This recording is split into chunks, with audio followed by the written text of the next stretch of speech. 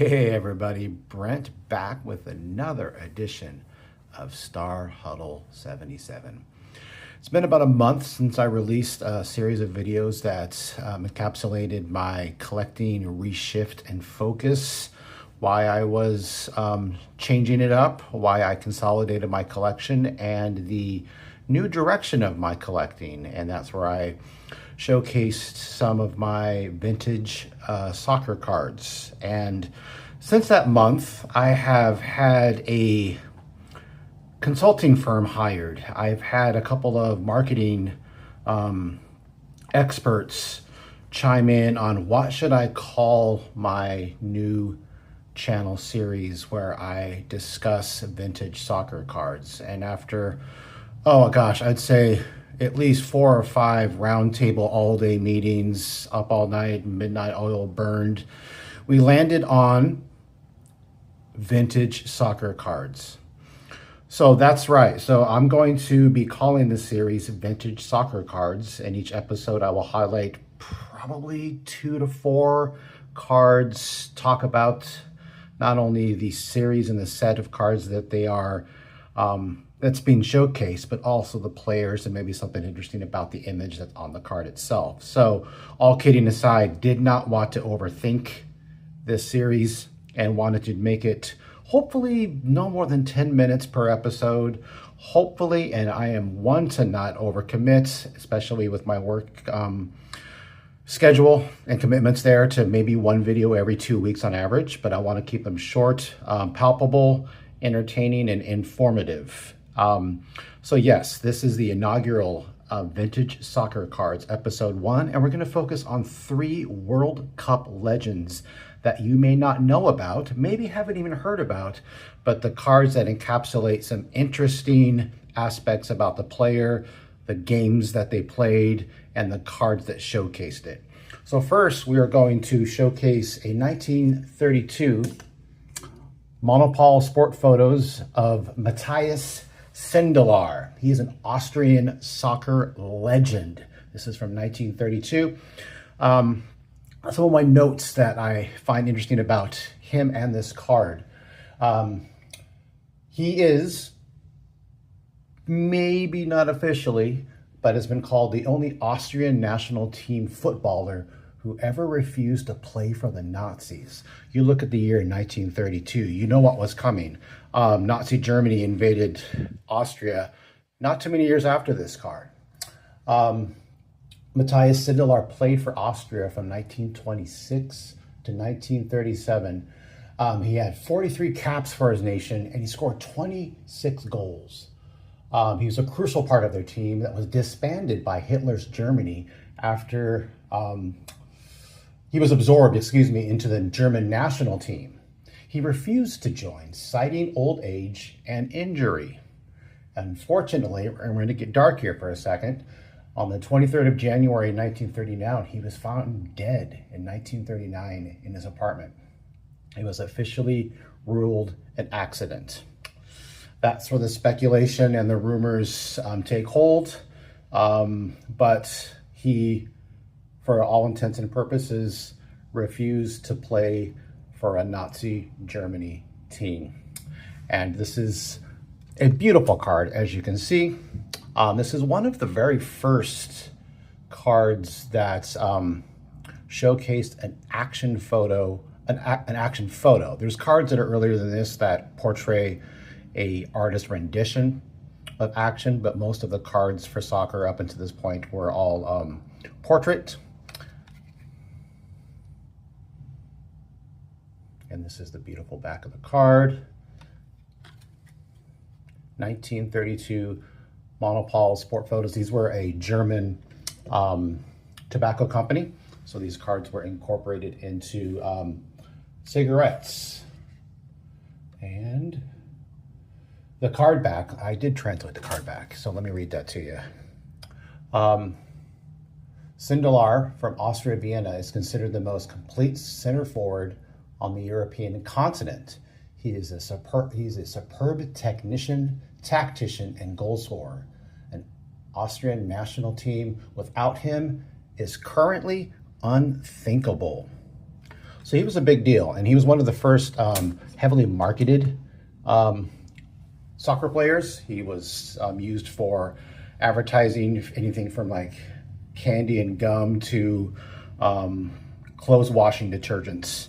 So he was a big deal in his time in his home country of Austria. That is Matthias Sindelar. So next we have a Portuguese legend, Eusebio. Before there was Cristiano Ronaldo, there was Eusebio. This is his 1966 Ibis. This is the Mundial de Football. This is portraying the Portuguese national team in the 1966 World Cup played in England. This was, again, a Portuguese card release, so they were very proud of their team. So most of the cards in this set are of Portuguese players and team photos, but there are other players like Pelé and other renowned players of that time. But for the most part, I'd say about 80% of the cards in this set were of Portuguese players and team photos. Well, a fact about this World Cup and Eusebio is that he scored 9 goals in this World Cup. 9 goals. Compare that to this past World Cup where you had Kylian Mbappe, who won the Golden Boot with 10 goals. Eusebio won the Golden Boot in this World Cup, playing, I believe, 2 less matches. They got 3rd place in this World Cup. You can see on the photo, let me get a little closer. He's got a bandage on his head. He had a terrible head injury in this match. Here's the card back translation. Marked, feared, targeted by opponents, the tournament's greatest striker displayed extraordinary stoicism. With the bandage on his head, Eusebio will return to the field in the game against Hungary, demonstrating his athletic mettle.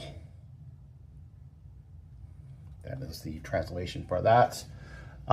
Just an absolute pillar when it came to leadership and consistency for the Portuguese national team. This picture showcases him returning from that head injury. He received extensive treatment, then returned to the pitch. You can see him pointing, already taking over that leadership position that he had and making sure his team were set, and went from there. So just a great encapsulation of a moment of a great player having a great World Cup, and just the post-injury bandage just kind of gives more gravitas to this moment for Eusebio in that famous 1966 World Cup. Most known for Bobby Charlton hoisting the cup for England, who won it on their home pitch in 1966. You'll see many images of that World Cup, and rightfully so. But this is another image that I think it's sometimes forgotten, lost, or even unknown, was the stoicism, as the card so appropriately described it as, Eusebio for his Portuguese national team. And the third and final card I'll showcase today is of Just Fontaine. 1961 Heinerli. This is the German set. Just Fontaine. You thought Eusebio had a good World Cup in 1966. This is an image from the 1958 World Cup where he scored 13 goals. That is still the record for World Cup. So for all the records that were scored in this previous World Cup in 2026, whether it be the amount of goals scored by Mbappe in a career, obviously, with Messi scoring the record and then Mbappe overtaking that, both career and in a World Cup. So all of those things that took place were new records, but one record that still remains to this day is the 1958 World Cup, 13 goals by Just Fontaine. And none of those goals, by the way, were scored from a penalty. The translation on the back, this is another German card. He made his big breakthrough in the 1958 World Cup in Sweden, becoming the tournament's top scorer overnight. Playing as a right midfielder, he scored 3 goals in his debut in France's 7-3 victory over Paraguay, netted twice in the 2-3 loss against Yugoslavia, and then bagged 4 goals in the 6-3 win in the third-place match.